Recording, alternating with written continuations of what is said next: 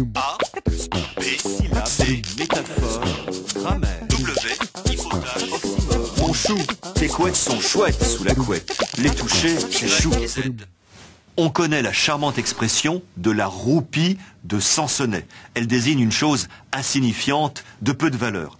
On l'emploie souvent de façon négative pour qualifier au contraire une chose très remarquable. Oh, ce n'est pas de la roupie de Sansonnet. Le Sansonnet est un étourneau. On disait Samson en ancien français car cet oiseau, souvent en cage, évoquait la captivité de Samson, personnage de l'Ancien Testament. On n'emploie plus aujourd'hui que le dérivé Sansonnet.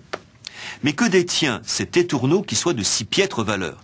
Est-ce cette petite pièce de monnaie de l'Inde et du Pakistan que le français a empruntée au portugais rupia, issue de l'hindoustani rupiya qui signifiait argent?